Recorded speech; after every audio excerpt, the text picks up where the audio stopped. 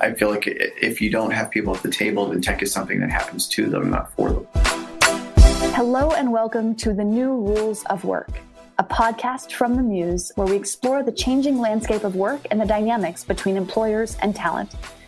Anil, I'm so excited to have you on the podcast today. And for those of you listening, we've got an incredibly special guest, Anil Dash. And so, Anil, before we dive into the conversation, I would love to just introduce, if you could just introduce our listeners very quickly to who you are, your background, and what you're focused on these days, and then we'll take it from there. Sure. I'm Anil Dash. I'm the CEO over at Glitch. We're a startup that has a creative community for coders where millions of people build apps together and share them and remix them with one another. And I actually have been doing startups, it's hard to believe, for about 20 years. So I've worked in basically been the tech person in the room for folks doing media or doing publishing or doing music or all these different industries for a long time. And then I've been lucky enough in the last 2 or 3 years to get to work on building this new community where it's people building apps that connect into all those other various creative worlds. Yeah, it's fascinating for me because I remember when I first started really learning, who's who in the technology industry, you were one of the first people actually that I knew of and looked up to. So it's a lot of fun to have you on the podcast today. So yeah. Well, very kind. Thank you. Well, I wanted to start with something that I loved in your bio, because you say, and you mentioned that you're an advocate for a more humane, inclusive, and ethical technology industry. I love that quote. I love what it stands for. And so I was wondering if you could kind of take us through, what does that mean to you to be an advocate for a more humane, inclusive, and ethical technology industry? And how do you sort of live that in your role and at Glitch? Well, thanks. It's a very lofty goal. So it's an aspiration. I don't know if it's something I can ever achieve, but being fully honest, I was at a startup in San Francisco. This is about a dozen years ago now, and friends had started it. I really believed in the mission of the company and was really inspired by it. And I put years and years into it. And, I saw it become a place that I wasn't, I didn't feel as proud and excited about. And I saw new leaders come in that I didn't think had the same vision or inspiration behind what they were doing. They weren't malevolent. They weren't, evil. They were just, it didn't feel like it had as much heart and soul there. And then I looked around at the rest of the industry around me, and it's funny to say this almost, more than a decade later, but I was like, wow, I really feel like we're not thinking seriously enough about the impact that tech has on the world, and that people are going to start to wonder about our intentions good? Are we trying to take care of everybody? We're thinking about the most vulnerable. And it's funny because that was heresy then. I was told, basically I would never work in the industry again. And I came back here to New York, and I ended up, I worked in nonprofits and research for a while and with policymakers and things like that. That was basically like applying my tech skills, but really just kind of felt like I'm not going to be in startup world anymore. And it was at that point where I started writing about what I felt was the challenges, the problems. And I love tech. Like, I was always very pro. Like, I think it's amazing what technology can do. But really what it boiled down to was that I didn't feel like everybody was at the table. I think like the first step was just that sense of what was inclusive. And being in New York, like, I just knew what it looked like every place I'd worked here, and that Silicon Valley didn't look like that. Mm-hmm. And then what was missing was thinking about the people who are affected by what we create, and thinking about the ethical framework of what happens if this stuff succeeds and it does take over the world. And, in the 10 or 12 years since then, all those other companies and platforms that were around us did become, in many cases, the biggest companies in the world. Mm-hmm. And without having had that conversation about now, what is our responsibility? And when I realized that was happening, I felt like I had to be a voice or an advocate talking about those things and talking about the mistakes I'd made in hopes that we wouldn't repeat them. Yeah.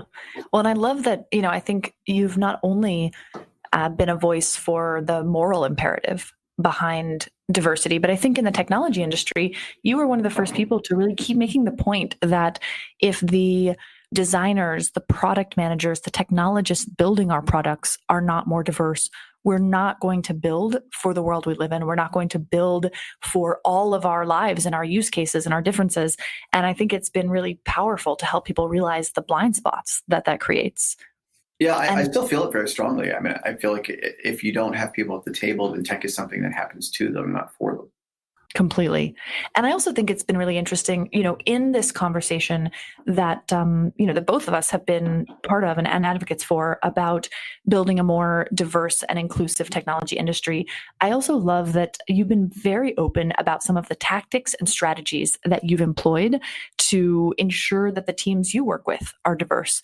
And so, could you share a little bit about what are some of the things you've done at your company to help move this forward? And are there lessons in that for people who might be listening and really trying to build more diversity and more inclusion into their own teams? Yeah, I mean, the first thing I would say is I would not present us as a model or a role model or like we've checked the box, so we got this right. We have a ton of work to do. And I think we have merely started to make a few steps in the right direction, which is, for better or worse, for worse, is unfortunately where the bar is for tech. Like the bar is that low that just simply doing a few, meaningful actions, but small ones, is enough to count as progress. But what I would say is, the company that I run now, Glitch, started as a different company called Fog Creek Software about 20 years ago. And they built a number of, big hit projects. Trello, probably biggest among them, is a very popular project management tool. They spun out Stack Overflow, which is a huge community for coders.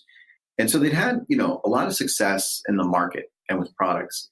And it ended up with, as is typical in tech, a very homogenous team.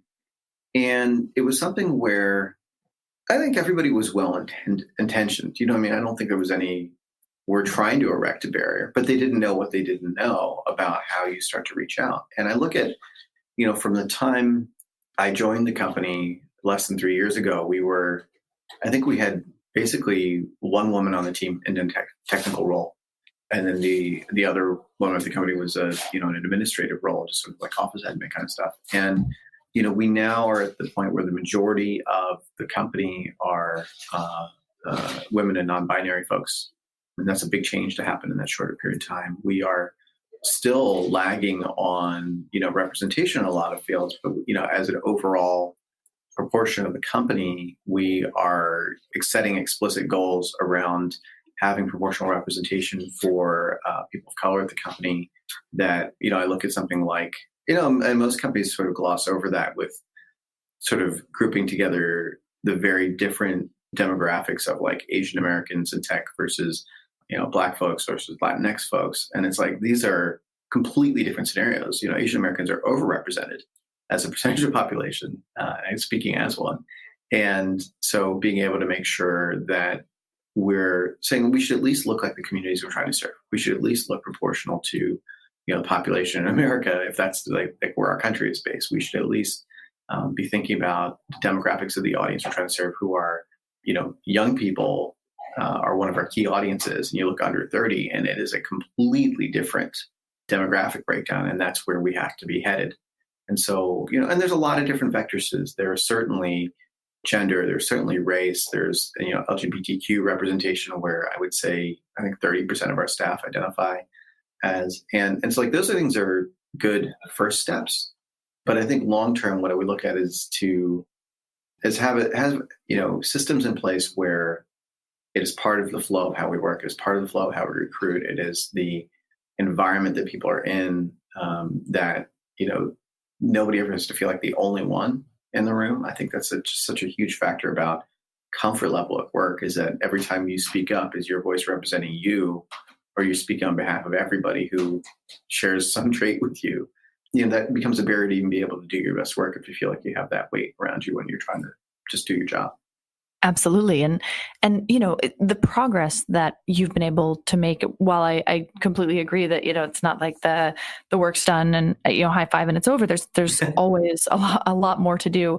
But for people that are kind of taking their first steps, what were some of the first things that you did when you were trying to move the company from being this more, traditional homogenous organization to the one you have today that that's much, much more thoughtful and aware of and further down the path on diversity? I think there's a couple straightforward things you could do. I think the first is, setting a tone and an intention inside the company and naming it as a goal. I think a lot of organizations tend to have a chief diversity officer who has no portfolio, no budget, no authority, and their job is to say the right thing, but they don't actually have the ability to do the right thing. The chief inclusion officer of your company should be your CEO. I think that's sort of step one. I think articulating those goals externally after you articulate them internally, explicitly saying we want to hire broadly, we want everybody to be at the table. And the interesting thing that'll happen for that, that's necessary but not sufficient, is immediately, the back channel gets activated. Everybody who's in an underrepresented community has a back channel about, well, what's it really like there? And what do they really think there? And, is that really going to be a place I can succeed or thrive? Or is it going to be a place I'm going to clock in and clock out? And it might be a paycheck, but I don't ever feel like I can do my work there. That stuff, that filters out almost immediately. And people will check. They'll check your references, of an employer, just like an employer checks the references of a candidate. And I think that stuff you can't fake. People see, and everybody's very realistic. Nobody's like, this is going to be the perfect job, and they're going to hand me flowers every morning when I walk in, and whatever. You know what I mean? There isn't some Pollyanna-ish vision of the perfect place. People just want to know they're going to get a shot and that they're going to be, treated right, and people will try to, get the right thing to happen. And they care about the mission. Well, what's the product you're making? What's the service you're offering? If that exists in the world, is the world better off for it? There's so much that matters about the work itself. You want to feel good at the end of the day about what you worked on. Those are the biggest things. And what's amazing is those matter to people as much as, often more than, salary. Because, if you're in tech, you're lucky. There's a lot of places that pay pretty well. And even if you're just somebody who has skills, there are maybe a lot of places you can choose to go and work. But they're saying, well, all other things being equal, if the pay is the same, if the benefits are the same, do I feel good at the end of the day about how I was treated and about what we made happen in the world? Those are sort of the biggest factors. And it's funny because that stuff gets repeated and people keep saying, well, we gave to this one group and we want to hire women, and we went to the women in tech event and we gave them swag and, and t-shirts, and why didn't that move the needle for us? And it's because substance matters and doing the work matters, and people can tell if you did the work or not. And they're going to ask the back channel of somebody who already works for you, what's it really like? And when they hear that and they know, did they vouch for it, or did they say you should keep looking? That's actually the biggest filter. Absolutely. And in that vein, I think that it was really interesting to me that, you have publicly shared Glitch's employee handbook, mm-hmm. which, you said has been edited by your team. And what kind of response have you received from that? And has it impacted recruiting at all, that mm-hmm. this, kind of huge body of work about what it means to be an employee at your company is out there publicly? Yeah, very much so. First, I got to get the plug in. So it's handbook.glitch.me. You can go and you can see it. It is a Glitch app, so we're using our own tools and our platforms. So we're always happy about that. But it's real simple. It's a set of documents. At a functional level, it's not anything that's going to blow your mind. It's here's a bunch of web pages that lists what a company does. But what it shares is stuff that empowers people when they can see it and know that it's real. And there's sort of two levels to it. One is we try to have good policies. So we have good parental leave. We have climate leave for people that are disrupted by extreme weather. We have, we try to be thoughtful. We try to be a good workplace and take care of people. But also, if it's written down, that's one thing. And that's really powerful. The sort of basics of treating labor well is have written policies about what you do. But the second part is, if it's written down and it's public, boy, you better get that right. You had better have that right. Yes. Right. Because if you were, and we are not perfect on this stuff. There is stuff in the handbook we are promising, and we're only, we're 90% there or whatever. There is stuff that we, because we're flawed and we're humans who are working on getting better at what we do.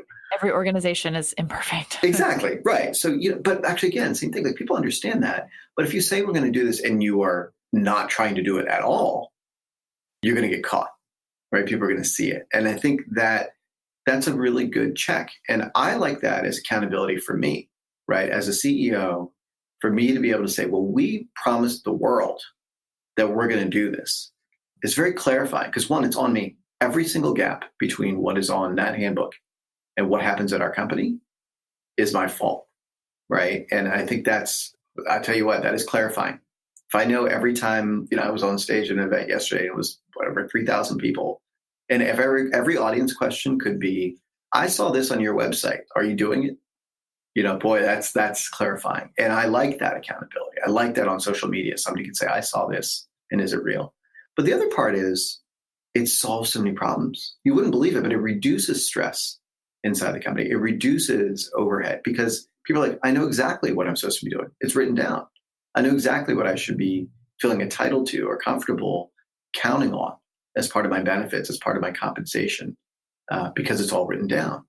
And, that even goes to what's inside the company. We have an internal transparency spreadsheet around compensation, salary. And so, everybody knows the level they're at. And, I see this a lot in the technical roles because we have a lot of people that came from other tech companies. I don't want to, call anybody out, but they're from big tech companies. And they say, I was at my job for X years and I knew, we'll have a woman in a role. It's like I have a guy next to me.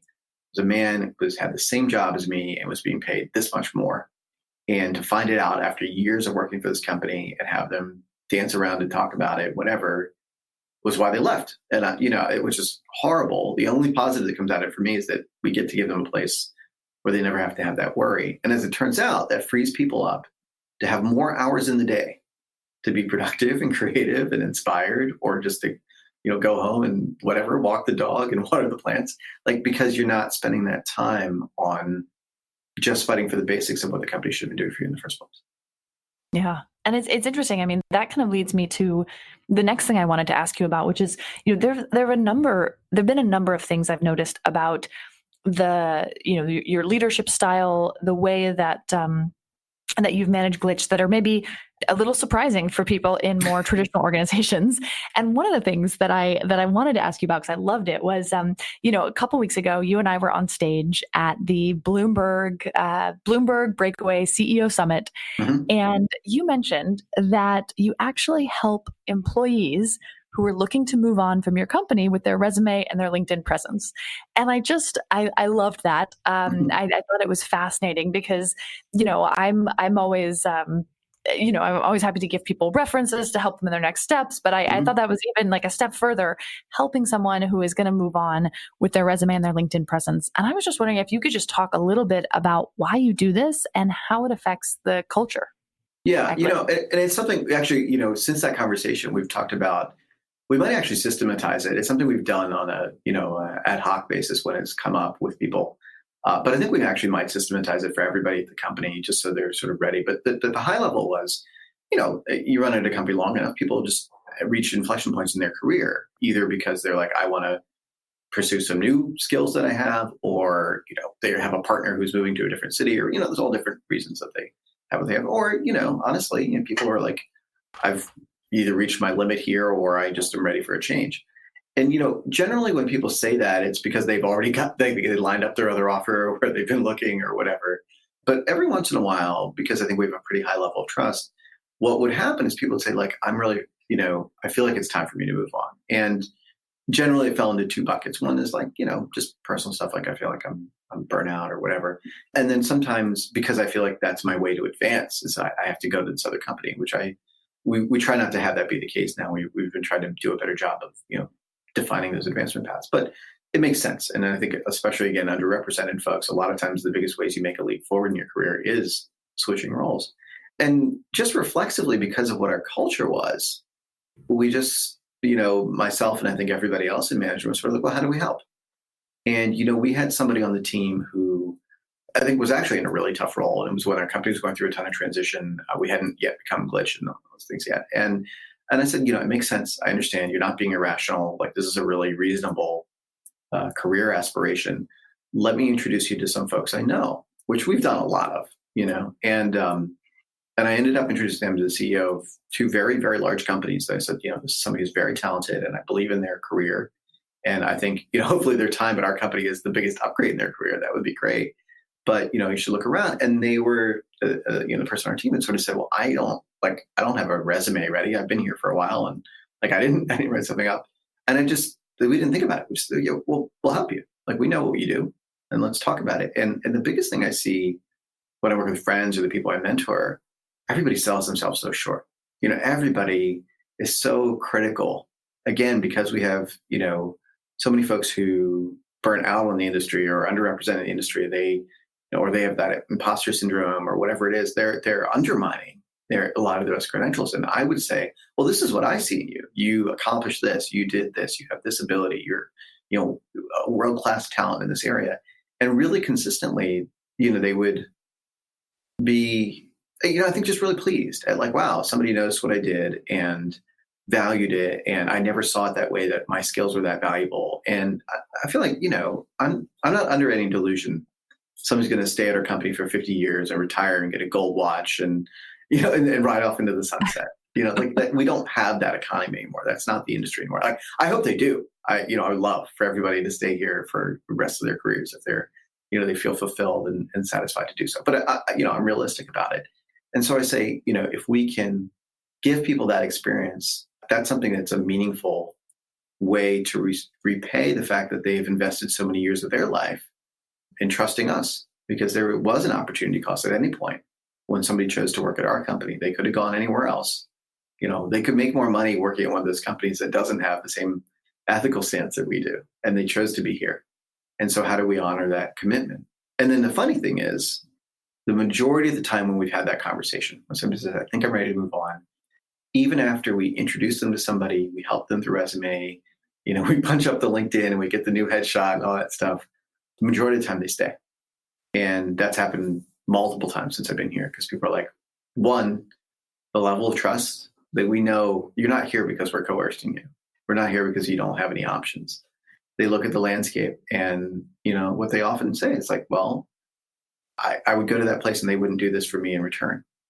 And, we've had people come back to the company after taking jobs other places and have a second stint. And this part of this company's been around long enough for that, almost 20 years now. But in the form of Glitch, we've only had, been around like this for about 2 years. And I think it'll still happen. I think there's always never attrition. There's always people that go and, like I said, their careers need to evolve. I look at, when people join, I take very, very seriously that they are taking some of the key years of their career and betting it on us. And I say, how do I make that worth it for the entirety of your career? I love that. Well, all right, we're almost out of time, but I've got two last questions for you, and we'll see if we can keep them pretty rapid fire. Yes. Okay. One, which is probably, frankly, not a rapid fire question at all, but just are there kind of one or two last tips or effective ways that you would share with people who want to bring about cultural change in their organization? Just sort of one or two headlines that, if you're thinking about going through a process of change, these are the things you've got to keep front and center in that process. Yeah, I think the very first step is to explicitly articulate your values. You have to write down what it is you're aspiring to, right? Because what happens otherwise is you say, let's get better, right? And anything is better. Yeah, well, we got 0.01% better on this one vector of inclusion, therefore we're better and we're good. And then we can rest on our laurels. And if instead you say, something like, we set a goal that we were, rather than being 95% men, we were going to be proportional across genders. And we did it in 2 years. And that was, it was clear what we were working towards. So you have to say as a goal and at a human level, what are your values? You got to write them down. You got to share them as broadly as you can. If you can make them public, if you have the good fortune to have that privilege, use it, because that gives so much power and so much leverage, and it makes a sense of inevitability to doing right by your people. And then the other thing I would say is just writing in general. Writing and sharing what you think about and what you're working towards and letting other people respond to it is such a powerful tool. And nothing has done more for me in my career of being able to, push change forward than to write down and share broadly, this is where we're headed. Yeah. And you've allowed so many other people to engage with those ideas and debate you and really, I think, moved the entire conversation forward, which I love. Given that last question right before we call it, if you could share one piece of advice with our listeners, what would it be? I think at work, you need to be thinking as much as you can about the totality of your career and what you want it to have meant. And it's hard to think big picture when your day to day, you got a meeting in 5 minutes and you got a task you got to do, and your phone is beeping at you and whatever. But if you can take a moment every once in a while and think about at the end of this job, at the end of this career, what do I want for my work to have meant to me and to the world, to my family, to my community, and be real honest, real critical. That's hopefully clarifying, because you're only going to have so many hours of your life that are spent on the work that really, in a lot of ways, defines what you've created. And we spend so much of it on things that are ephemeral, on petty grievances, on small ambitions, on distractions, and to look back and sort of say, what is the measure of this work going to be? How are people going to see that I spent so much of this time? And as many of us do, I spent time away from my family, or I spent time away from my community having to do this work. And, you got to pay the bills, of course. But if, as many of us do, you have the luxury of also doing something that's meaningful to you, to really, really weigh that and sort of say, what do I want to have created in the world? I think that's the most clarifying question you can ask. That's really powerful.